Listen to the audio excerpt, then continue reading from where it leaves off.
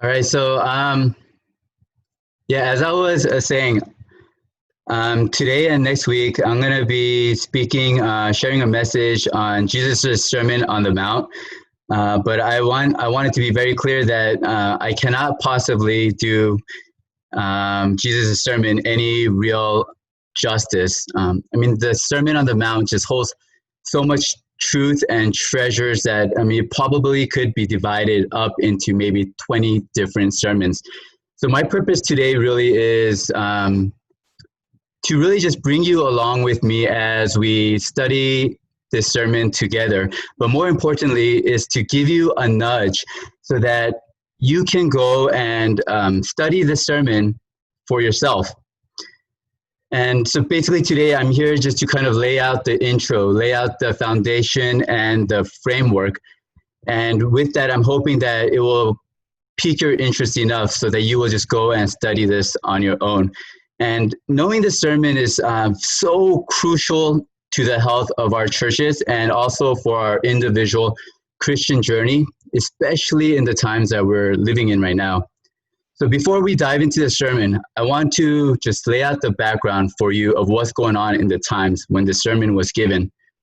So as you guys know, the Israelites were the chosen people of God, right? He brought them out of Egypt, and when they were in bondage, he led them across the wilderness, and he led them eventually to the promised land, which was the land of Canaan. And here he was hoping that they would be able to prosper, and he would pour his blessings upon them in the hopes that they would be a light and blessing to all the nations. But we know that time and time again, right, these Israelites, they just turned their back on God and they turned away from God. And as a result, these other nations come and they conquer the Israelites, and the Israelites become a miserable people. And in this particular time when Jesus was on earth, the Israelites were under the oppressive rule of the nation of Rome, and they hated the Romans. At the same time, the leaders, who were supposed to be the spiritual leaders of Israel, the Pharisees and the scribes, these were the people who were supposed to be leading people to God. But instead, they made religion such a burden and just totally misrepresented to the people who God was. They interpreted the laws and added their own laws in ways that would benefit them. And they would, they themselves would keep these laws that they misinterpreted and keep them to the T, and they would expect everyone else to do the same. All the while, they would be neglecting justice, mercy, love, and faith. These people, these scribes and Pharisees, would be stealing money from the poor, from the widows, all under the guise of righteousness. Everything that they did was for show. And the people were miserable. They were suffering. And they were in a complete state of spiritual bankruptcy. But according to the scriptures, they held on to the hope that there was going to be coming a promised Messiah. But the Messiah that they had in mind was a worldly Messiah. They were expecting a powerful earthly king and like a wise warrior that would come and crush their enemies, overthrow the nation of Rome, and they would make Israel the greatest nation in the world, and all the people in Israel, they were hoping, would prosper with material wealth. And so as Jesus is on this mount, he looks over these people and he knows the condition that they're in. He knows their ambition. And, at this point, many people have started following him and accepting him as the Messiah, but it was the worldly Messiah that they had in mind, and they were following him for all the wrong reasons because they thought they could gain fame or power and wealth. And Jesus knew that they were in for a really bitter disappointment. That day, many people probably thought that he was going to announce his kingdom, which he was going to do, but it's not what they were expecting. And so I can imagine Jesus on that mount, surrounded by the beauty of nature, surrounded by the peaceful green hills and the clear blue skies where the carefree birds are flying around, and he could see the beautiful lilies dotting the hillside. And I imagine him reflecting on his life. He was born in a stone manger among animals. He grew up with rumors surrounding his scandalous birth, the scandalous pregnancy of his mom. He grew up helping his dad as a carpenter. He didn't have any formal higher worldly education. He didn't have a family name or any wealth to really stand behind. I mean, he had just recently been baptized by John the Baptist and had just returned from the wilderness where he faced his temptations, and he was just in the beginning stages of his ministry. And I could imagine his emotions kind of shifting as he starts to look at the path that lay ahead of him. How his hands would bring healing to the sick, how his hands would bring sight to the blind, how his words of love and gentleness would bring healing and peace to wounded and broken souls, how he would stand up for those who couldn't stand up for themselves. I mean, he never spoke a word that wasn't spoken out of love. He would show mercy and compassion to the suffering, to the poor, to the prostitutes, to the tax collectors, to the outcast. And yet he knew that despite his life of love and gentleness, that he was going to be criticized and attacked constantly and viciously. He knew that there would come a day where the very people that he had come to save were going to crucify him one day. I mean, he knew that he would be mocked, humiliated, spat upon, beat, whipped. He was going to face betrayal and abandonment by the ones that were closest to him. He foresaw that the hands that brought so much healing to others and the hands that washed his feet, the disciples' feet in an act of humble servitude would be nailed to the cross.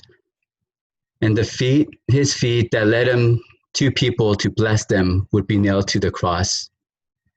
And on his head would be placed a crown of thorns, mocking him as the King of the Jews. And he knew that he would have to bear the shame and the guilt and the burden and sins of this world, and it would crush his heart and suffocate him. But he was willing to bear all of that because of his love for us. And as he hung on the cross dying a death reserved, a humiliating death reserved for the worst of criminals, one of his last words would be, "Forgive them." And it is from the mouth of this very Savior that came this sermon, which was meant to instruct us, to give us hope, to bring truth into our life, and to give us peace. He wanted to paint a clear picture so that there would be no false hope or no misunderstanding as to what it meant to follow him. And what he spoke that day wasn't only intended for the people gathered there, but for all future generations of his followers, which include us. And so Jesus says to us, if anyone desires to come after me, let him deny himself and take up his cross and follow me. And so I want to ask you today, are you willing to take up your cross and follow Jesus? Are you willing to let go of the ways of the world, to be set apart and be different from the world? And are you willing and ready to receive the spiritual blessings that he has promised you? I want you guys to turn to Matthew chapter 5. This is where This is where his sermon starts.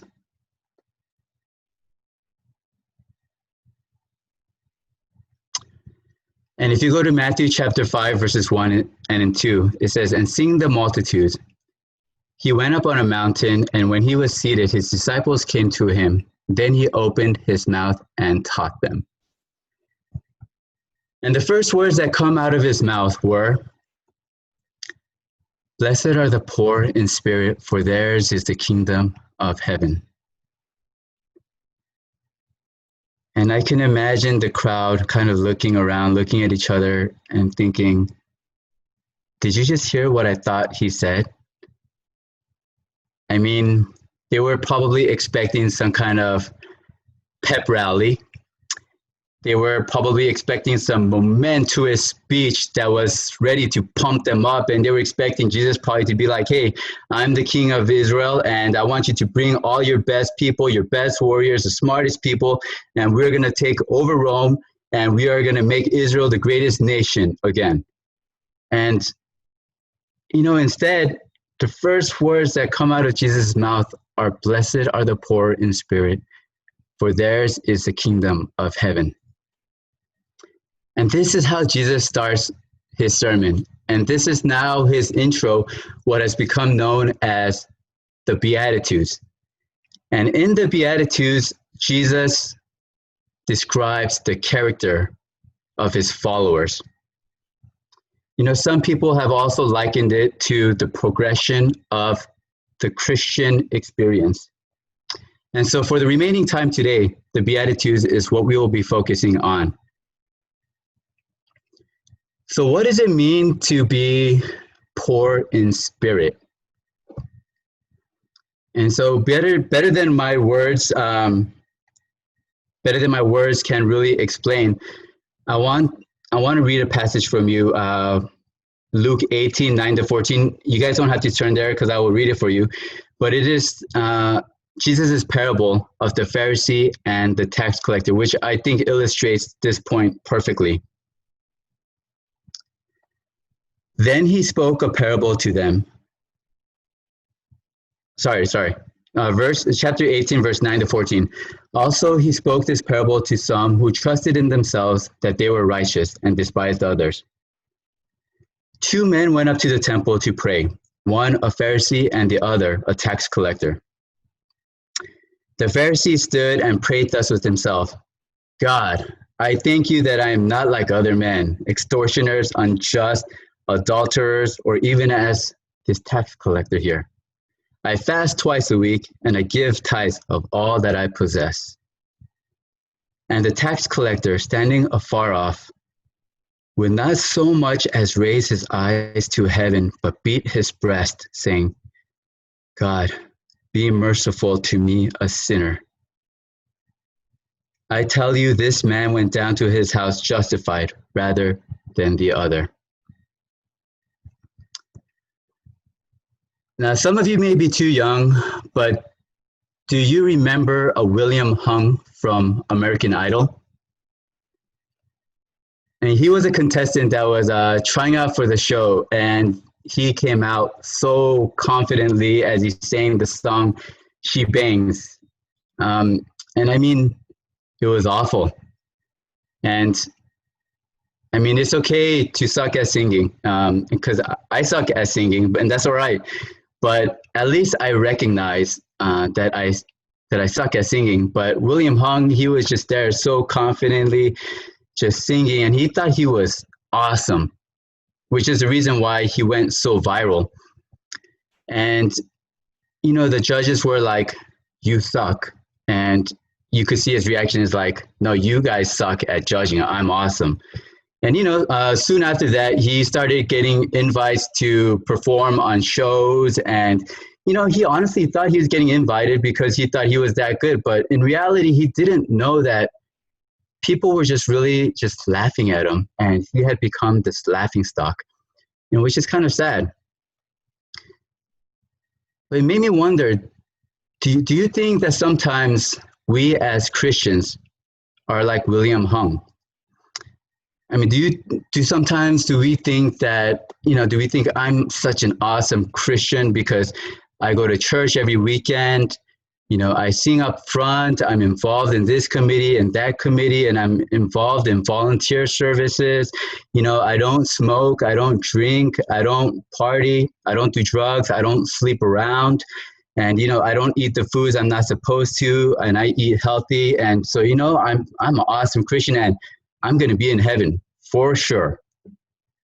And I can imagine God looks down on us, and it's almost cringeworthy. But aren't we lucky that we don't have a God who is up there just laughing at us, right? But we can be so blind sometimes and so good at deceiving ourselves. Now, I want you guys to listen to this carefully, because this is actually directed right at us. And again, you don't have to turn there because I'll read it, but it's from Revelations chapter 3, verses 15 to 17. And it is Jesus addressing the church of Laodicea, which represents us, our church, our generation. And it reads, I know your works, that you are neither cold nor hot. And I wish you were either one or the other. So then, because you are lukewarm and neither cold nor hot, I will vomit you out of my mouth. Wow. Okay, but now listen to this, because this is the point. You say, I am rich, have become wealthy, and have need of nothing, and do not know that you are wretched, miserable, poor, blind, and naked. Do you recognize your spiritual poverty and feel your need for God today?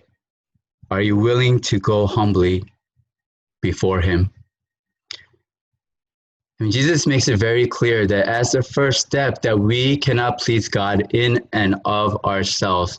And so He directs us to Himself to be justified. And in fact, He wants us to come to Him just as we are, with our brokenness and our sinfulness and all, so that He can justify us, and He can start His work of transformation in our lives. And what an awesome God, right? Now, if you go to verse 4, it says, Blessed are those who mourn, for they shall be comforted. Have you ever found yourself at the foot of the cross, and as you gaze upon Jesus, you realize how miserable of a person you are in light of who He is? And it brings you down to your knees, and you get this gut-wrenching feeling deep down in your soul as you grieve over your sinfulness and of the wretched person that you are. And this is what Paul the apostle meant when he groaned, Wretched man that I am, who will deliver me from this body of death? Have you ever seen what's going on in the world and the sorrow and the sinfulness, and felt it so deep in your heart that you mourned? And we have that image of Jesus looking over Israel, and it says, Jesus wept. Have you ever faced trials and sorrows where it got so difficult that you just mourned? Not too long ago, as most of you know, I was in India for a mission trip, and there I met a doctor in his, I believe he's in his 80s. And this man, you just could see that Jesus is really living in this man. And he shared a story with me. And he told me the story about his youngest son. And when his son was about the age of 4 or 5, he was riding his bicycle outside of the home. And a drunk driver came and ran into him and just crushed him. And this doctor had to run outside and perform CPR on his own son who was unconscious and body was mangled. And the son went to the ICU and survived, but he was just permanently bedridden. And the doctor took him home. And after many years of just having recurrent infections, he eventually passed away at the doctor's home under the father's care. And I don't know, I know some of you in here are fathers, and I imagine that this is probably the worst thing that could happen to you. And one day I want to ask this doctor, how did you hold on to your faith after such a time as that?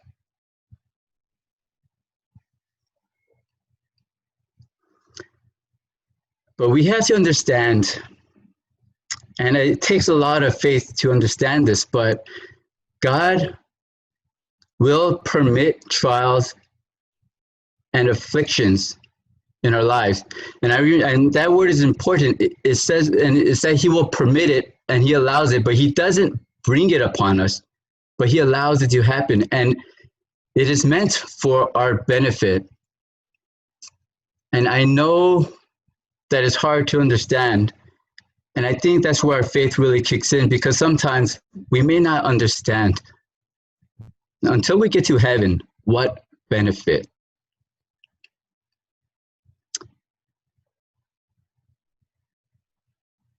And we have to believe that if we can face these trials in faith, that we will come out of it with our impurities removed from our characters and our characters refined.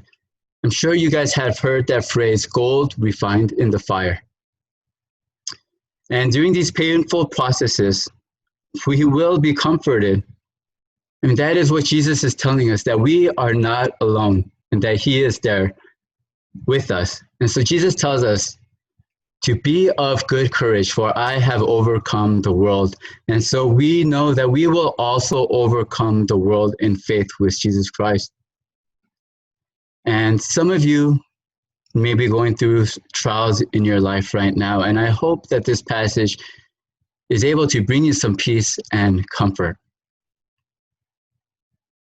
If you go to verse 5, it reads, "Blessed are the meek, for they shall inherit the earth."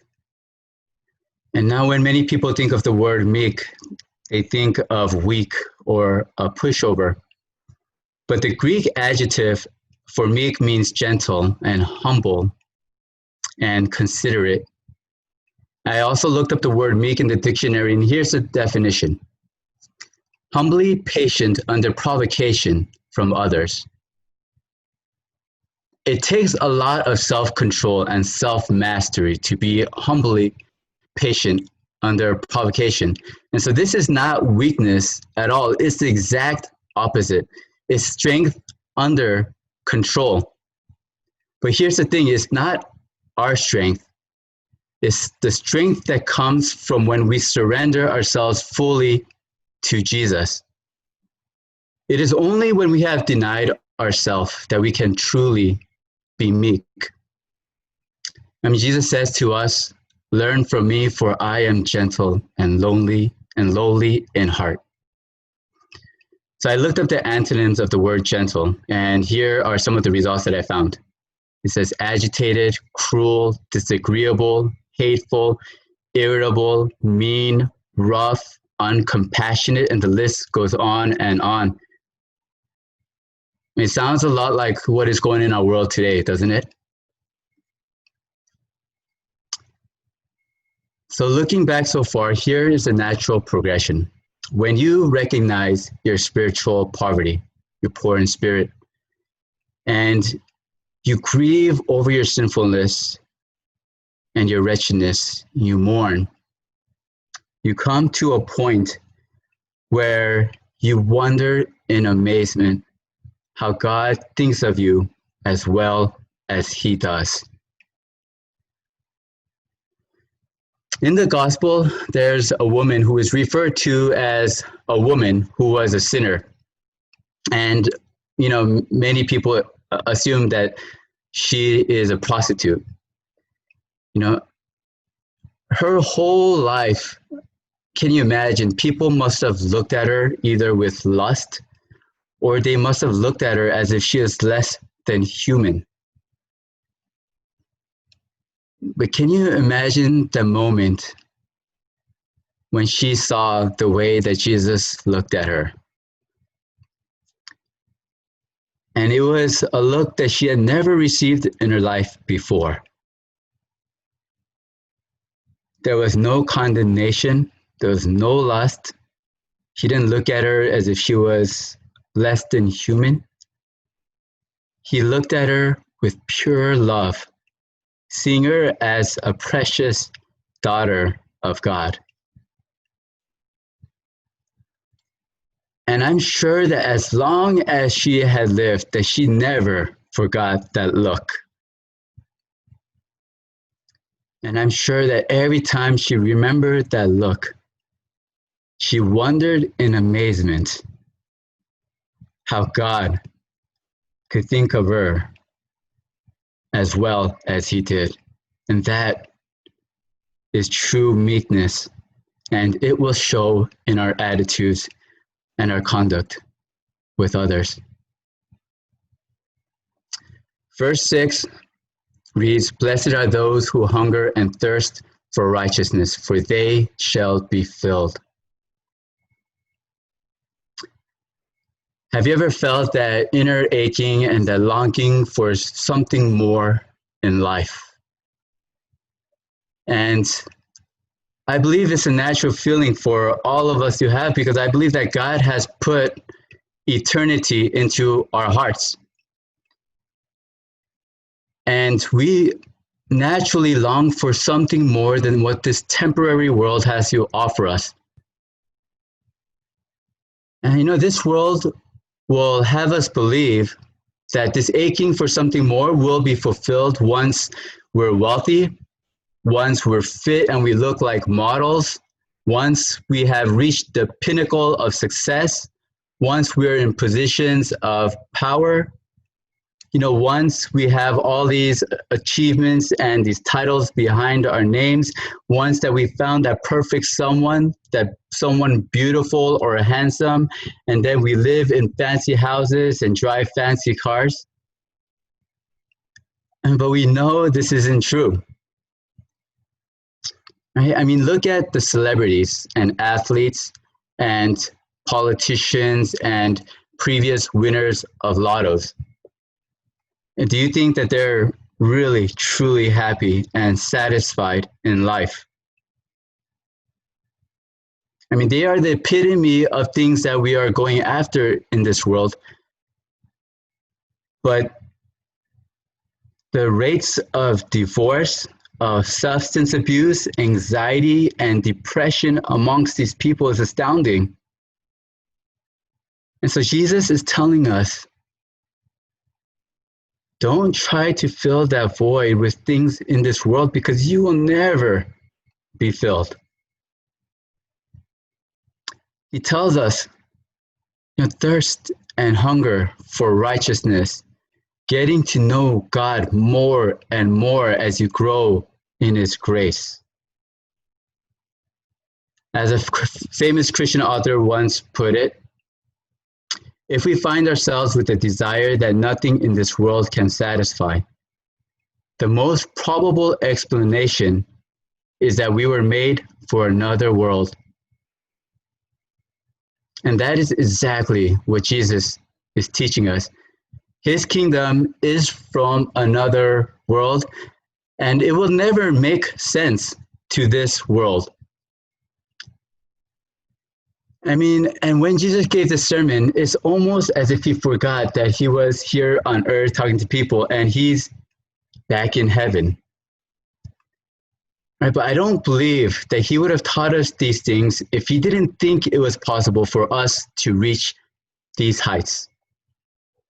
And I believe that is just because he believes that much in the potential of you and me. But we have to remember it's not on our own accord, but it is Him that will be doing the work in us. And so today, we barely got through only half of the Beatitudes. And this is barely the intro to the Sermon on the Mount. And today we covered only 6 verses out of like 3 chapters. And so I hope that you realize like how much power and light and truth there is in this sermon. I mean, this sermon is straight from the throne of God. And so I really hope that you guys will really spend time studying the Sermon on the Mount. And next week, we'll finish up the latter half of the Beatitudes. The first half is really has to do with our relationship with God. The latter half of the Beatitudes has to do with our interpersonal interaction with others, with our relationship with others. And maybe if we're lucky and have enough time, we could cover other aspects of the Sermon on the Mount. So I hope you guys do really spend some time. Okay, let's pray.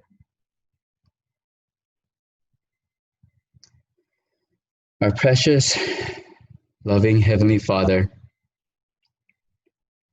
I just want to thank you today for who you are. And you gave us such a powerful sermon. But you did not only speak to us the sermon, but you lived it out in your own life. And I pray that as your followers, that you give us the Spirit to go and follow your example, and that we can truly be different from the rest of this world. In Jesus' name I pray all these things. Amen.